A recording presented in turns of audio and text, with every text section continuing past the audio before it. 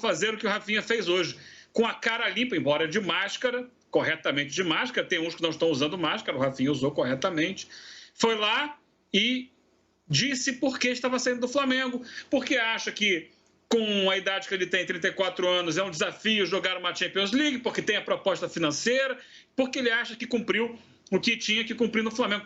Pronto, será que dói isso?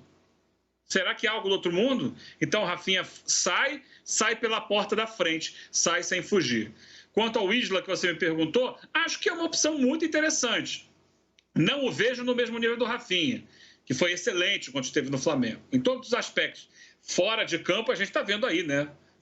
Toda a reação dos companheiros, dos amigos, isso é fundamental, né, para manter um grupo coeso, um grupo fechado, um grupo unido, ele foi muito importante. E dentro de campo também, né, com a capacidade técnica, leitura de jogo, né, observando a tática do time, e ajudando a organizar.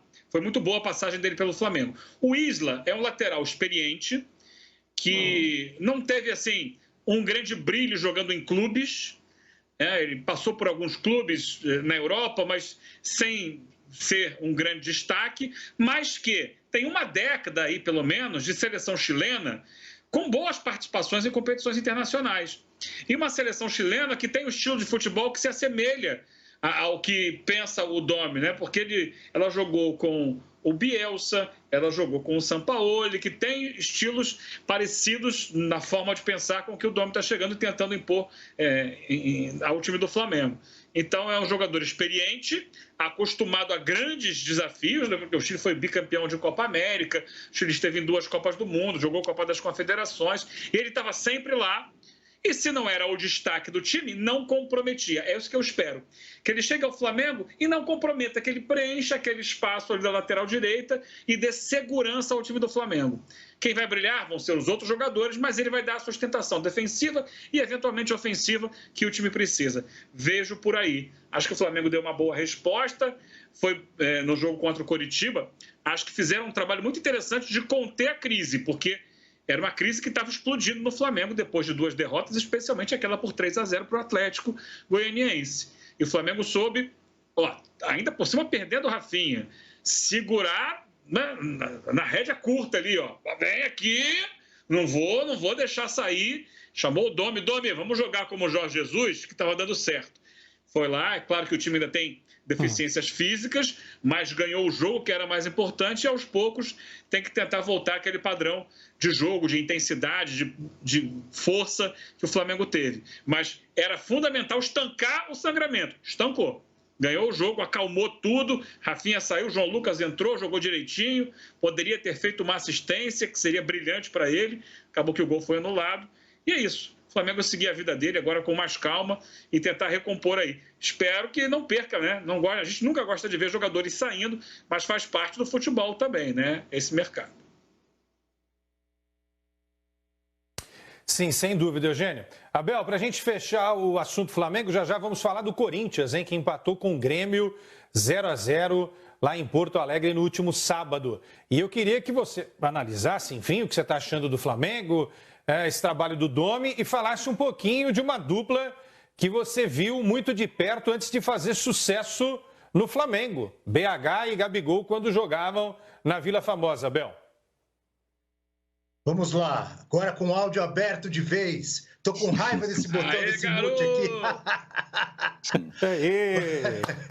Não, primeiro, olha, fiquei pensando aqui, estava ouvindo o Eugênio, o Fábio falarem aí do Flamengo, e fiquei pensando e tentando imaginar como foi aquele papo dos jogadores do Flamengo com o Domi, com o Domenech Torrent, depois daquele 3-0 lá em Goiânia, para o Atlético Goianiense.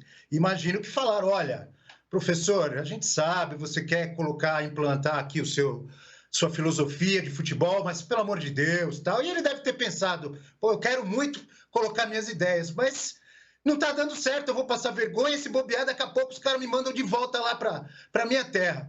E fez o feijão com arroz.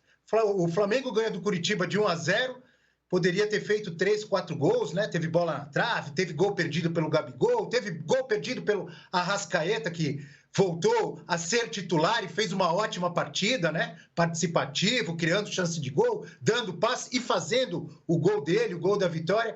Então, voltou para o feijão com arroz, João Lucas ali na lateral direita. A tendência é que o Flamengo melhore, desenvolva, enfim, volte a jogar o futebol que encantou a todos e principalmente a sua torcida no ano passado.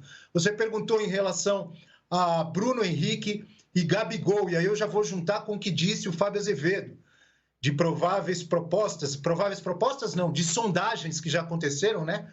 O Fábio falou em relação ao Gabigol, e aí eu também fiquei imaginando, pô, o que o Gabigol iria voltar para a Europa agora para quê? Eu já fiquei pensando comigo, né? Pô, o cara está jogando muito, está fazendo gol, convocado para a seleção brasileira, teve chance em 2 clubes da Europa, foi mal demais. Pô, para que o Gabigol vai voltar com grande chance de ir para uma Copa do Mundo agora, de repente volta para a Europa agora, ganhando muita grana, mas não dá certo de novo, fica lá esquentando o banco, perde a chance dele na seleção. Tudo isso passa na minha cabeça e eu penso, difícil demais ele ir. Mas depois do que aconteceu com o Jorge Jesus, que eu também achava que era muito difícil ele largar o Flamengo e voltar para o Benfica, e o próprio Rafinha, voltando depois de mais de 10 anos na Europa, tá feliz, tá aqui no Flamengo, jogando muito, ganhando título, fazendo o sambinha dele, pô, entrosado, volta para jogar na Grécia? Então eu já não duvido de mais nada se o Gabigol não voltar também para o futebol europeu, porque quem sabe da vida da pessoa é ela mesma. Pô, vou ganhar 3, 4 vezes mais jogando lá no time da Europa, vou voltar, já fiz o que eu tinha que fazer no Flamengo. Pode ser que aconteça isso com o Gabigol. Eu, se fosse ele, permaneceria no Flamengo, mas não duvido de mais nada. A gente sabe que tudo pode acontecer. E eles, quando jogaram no Santos, principalmente o Gabigol, eu acho, ele teve, em 2018, né, que foi antes dele vir para cá, tanto que ele foi artilheiro do Campeonato Brasileiro pelo Santos. Ele estava jogando um grande futebol também. No Flamengo, ele jogou mais. Mas o Gabigol, desde as categorias de base, por isso que teve esse apelido. Sempre foi um cara com facilidade para fazer gol. O Bruno Henrique teve, se eu não estou enganado, em 2017 a melhor fase dele no Santos, né? Jogando muita bola. Em 2018 já começou com aquela lesão no olho, demorou para se recuperar, quando voltou teve lesão muscular, enfim. Estava insatisfeito, queria muito sair e acabou saindo. O que a gente viu, o entrosamento, o futebol deles no ano passado no Flamengo, acho que não chegou nem perto no Santos.